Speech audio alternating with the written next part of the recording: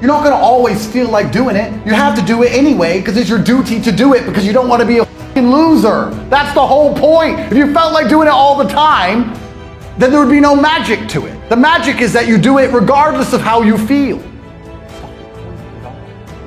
What do you mean you need motivation? You don't need motivation. You have a duty to not be a loser anymore because the hole in the sky is closing. I think most normal people understand. If you were to ask them how's the economy, they'd say, well, it's impossible. I can't pay for my bills. I can't pay to eat. I can't afford a house. I can barely afford my mortgage. I'm never gonna get rich this way. They understand all of this, but they're not panicking.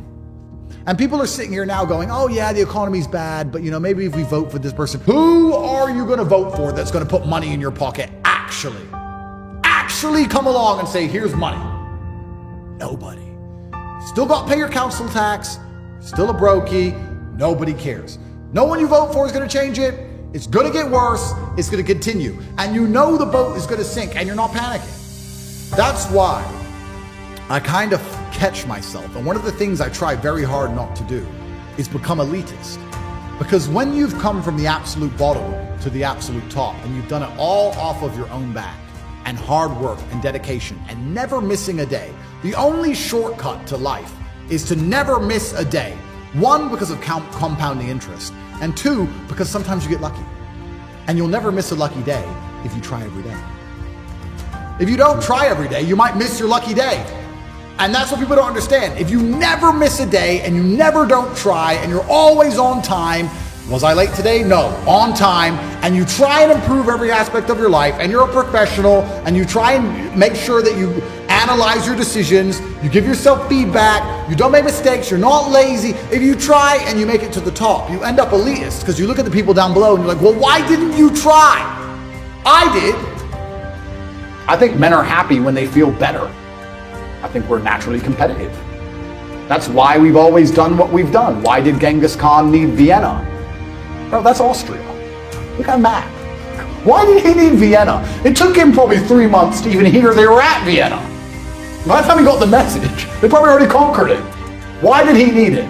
Because he won. Why do I need the stuff I have? Because other people can't have it, it's mine. And I think that's where masculine happiness comes from. Because I think men are happy when they feel respected. And you're gonna respect yourself if you look around and you have things other people don't have. Why do I walk into the showroom and buy the 2 available cars that I don't want? Because it's one man's dream and now another man can't buy it. Why do you play sports? To win. To win. Why do you want to put a ball in a net more times than the other people? To show that you're better than them at putting a ball in a net. How insignificant an action. A ball in a net. Who cares?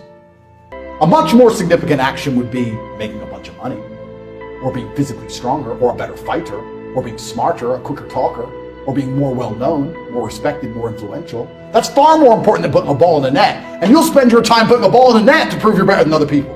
So don't sit and say that I'm a bad person for proving I'm better than everyone else by all the things I'm doing. That's masculine competition. If there's a game being played, and some men realize it's a battle, and some men don't realize there's a battle going on, how can they possibly win?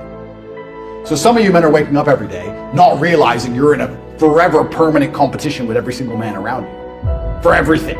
All of the time. And that doesn't ever cross your mind and you wonder why you permanently lose. Well, it crosses my mind and that's why I'm beating you. Women want the men who think this way. Women want the men who understand this. Who win. It's who women want. So, you can call it arrogant, you can call it egotistical. I call it winning. I call it realism. I call it realistic. And the best things about having most of the things I have is that other people can't have them. That's the bottom line of it. It's the reason why billionaires buy a bigger yacht than the billionaire next to them. They do not need an extra 20 feet of deck space. They want the biggest yacht in the harbor. It's the reason why they buy one-of-one Picassos. It's the reason why when Bugatti launch a new car with 80 units, they're all sold same day. That's why. Because winners all think the same way. And anyone who sits and goes, well, you should be more humble. I hear that sometimes. And then I look at who said it. And whenever someone tells me their opinion, this is a habit I give everyone at home. Whenever somebody gives you their opinion on anything, Listen to the opinion and then stop and look at who told it to you. Because you never want to adopt the thinking of somebody who you don't want to be. Because their thinking made them. So whatever they believe in their mind is why they are the person they are. So if somebody sits and says to you, you should be more humble, I sit and think, okay, this is how my brain works. He believes I should be more humble. That's how his mind operates. The closer my mind operates to his mind, the more likely I am to be like him. Who is he? And I'll look at the person who said that to me and say, no thank you. Because most people who talk about humble, all they really want is to not be reminded of how they have failed. They don't want me to make it clear to them that they have failed. They have failed. I feel like normalcy has been changed from being a winner to being a loser. In the 60s, you could be a normal man who worked in a factory, an unskilled labor job, and with one wage, you could afford a house, you could afford a car, you could afford to raise a family, your children would not be taught garbage in school, your wife would respect you, you'd have a home-cooked meal. Times were good. Times were good. All the things I said about playing Uno earlier in hyperbole are true. What matters most? Your wife loves you, you're respected as the breadwinner, your kids respect you, they listen to you, your house is clean, your house is safe, your car works, your life is good. So now being normal is just losing in a way which is so familiar to the people around you are losing that you don't realize you've lost it all. Because everyone's losing. So you're like, oh, I'm just normal. No, you've all lost. You've all lost. None of you are free. You're all lost. And that's even more scary. You can't even be normal anymore. To be a winner, you have to be exceptional. You could be a winner as a normal person only 50, 60 years ago. Now the normal people can't even win. So you need to be able to do amazing things and then be proud of yourself. Don't sit and think you're great for no reason. That is arrogance. I'd argue that the normal person who thinks they're so unique and great for no reason is more arrogant than me.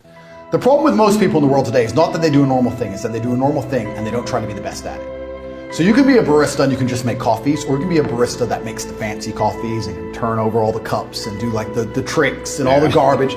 We have a man who became a billionaire from salt. Yes. From salt. You can all put salt on, he did it the best.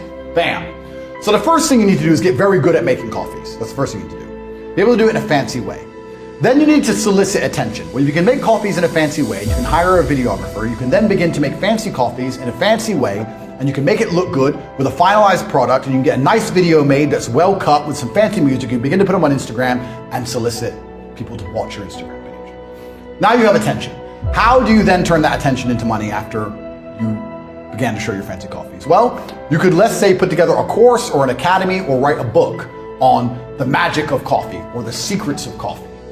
And you would put a mystery on it. Don't say, I'll teach you how to make coffee. No, say the secrets of coffee. You'd have a link in your Instagram page and it would be $9 and it would tell people the secrets how to make coffee, for example. You'd start to sell that for $9.